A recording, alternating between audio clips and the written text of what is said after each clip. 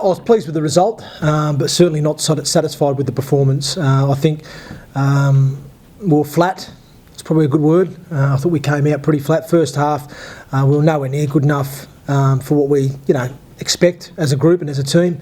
And I've got to give some credit to Hunslet because they came out with a lot of enthusiasm and some intent and some purpose in what they were doing, and and they were, deserved to be at least, 12 or if not in front. And, I was probably a little bit disappointed with the first half in terms of some of our execution of skill. We still created some try scoring opportunities. We could have been 24-0 up at one point, but, just some of our execution let us down. And I thought both our halfbacks, their decision making weren't great, and they'll admit that as well. And I just felt defensively we were very poor, certainly around the middle area of the field.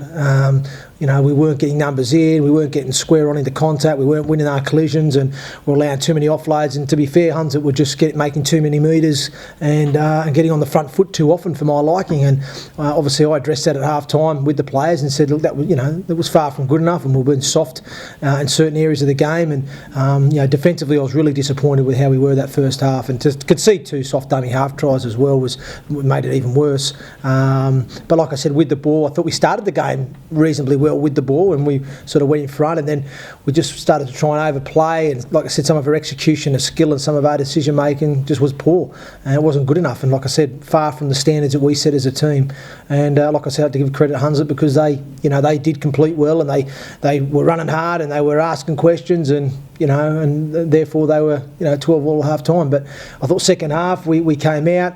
It probably took us 10 minutes to get into the second half, but once we got into it and we started doing the things I was asking to do by playing direct and getting to end of sets and playing percentage football, we just, like I said, managed to just come home the stronger team and come over the top of them, and we wore them down and grinded them down, and we came through it, and like I said, posted some good tries and made the result a comfortable one in the end. So credit for the players for managing to turn that around together as a team and getting across the line there at the end. But like I said, for large parts of that game, we were nowhere near good enough for what I expect, from my players.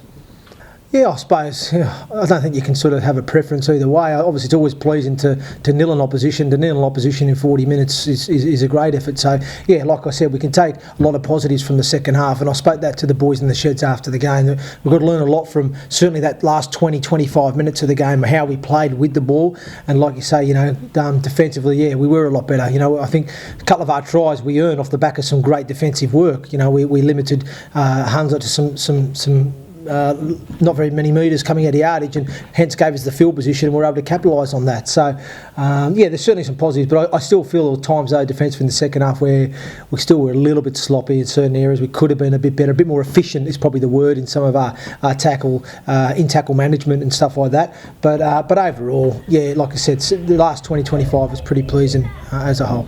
Yeah, it's been a big month, if we're being honest. Like I say, we've had to get ourselves up for 3 big games in Sheffield, Bradford and Leigh, and then off the back of that, like you say, to go away to Batley, who are a desperate team at the moment. I knew that'd be a tough test, and then obviously Doncaster a few days after that. I was always wary about this game, I've got to be honest with you. I was wary that we would be a little bit not complacent, but a little bit flat in terms of our energy levels and stuff like that. I've tried to freshen the boys up for a few days there to get them right physically and mentally, because we only used 19 players over the course of those 3 games, and it was pretty much the same 19 that were here today against Hunslet. So I was wary, and I did speak before the game that we've got to treat this game as important as it has been for the last few games where we've been fighting for our lives and trying to keep our season alive. We can't go soft on ourselves now and just expect it's going to happen, you know what I mean? Because this team, Hunslet, they're fighting for their lives. They're fighting to avoid relegation. They want to pull themselves as far away from that zone as possible. So every team at the moment, no matter who you face coming into this back end of the year, have all got something to play for. So it's going to be a tough, big game every week, and we've got to go in with that mentality each week. And if your mentality's not right, as it wasn't right in that first half, a team can sneak up and get you. Certainly a team that you'd probably expect to beat.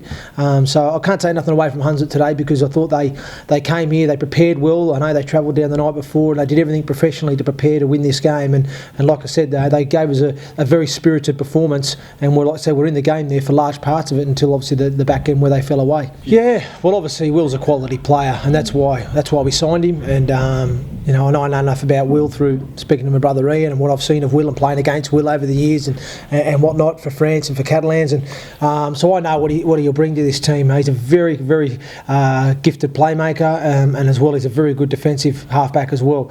So, you know, I've just got to be smart with him now. I've got to build him back up. He's had a very long layout, and that's why today I wanted to bring him off the bench to give him sort of maybe 30, 40 minutes. Obviously, he came on maybe a little bit earlier because Gilmore got injured. But yeah, no, I thought he contributed well today in what he did. But again, he's still a yard off the pace. He still needs to build himself back up again. And I'll have to make a decision whether we use him again next week. And if we do, then I've just got to, like, a little bit like what I did with Elliot Kerr. You know, I had to build him up for a couple of weeks before he was ready to go, you know, into the fray. And it's probably been a little bit hard for Will the last couple of weeks because we've had so many games. We haven't had as many field sessions as I would have liked. It would have been nice to have a good couple of weeks of consistent field sessions, training under pressure and intensity to bring into the game. But it's been very much light training over the past 2 weeks. So, you know, hopefully now with a good week under his belt leading into Halifax, he'll be better again for it, and also better for having those minutes out there today. So, yeah, like I said, it'd be good to see him back firing on all cylinders in the coming weeks. He's going to be an important part to us.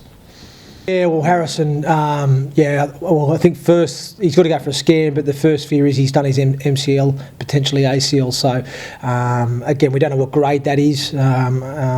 But yeah, I'm expecting Harrison probably to be out for a few weeks. It's very disappointing, but he's been an ever-present for us this season, and he does a lot of work. His work ethic, he's been outstanding for us as Daniel Harrison, and he'll be a big loss to the team if we do lose him for the rest of the season. You know, but it just, I guess, it gives an opportunity for another player now to step in and take it by the horns. So, but yeah, it doesn't look great from this first glance of it. But again, you never know. Sometimes you think they're worse than what they are. The scans come back, it might be a grade 1, he might be out for 2 to 3 weeks, and then that's not too bad. But yeah, first fear is that it's going to be a long-term injury. Tom Gilmore just took a cut to the lip and mouth, so it's sort of been sliced there. So he's going to see a surgeon now. He's going to have to probably get that sorted out. It looks pretty nasty, but I don't know if that'll affect him playing next week or not. You know, he's a pretty tough kid, so I'm sure he'll be pretty keen to get back out there. So, but yeah, we'll assess that one as it goes. And I think Urjan Delapi just took a bit of a knock, a bit of a dead leg out there, so he should be okay.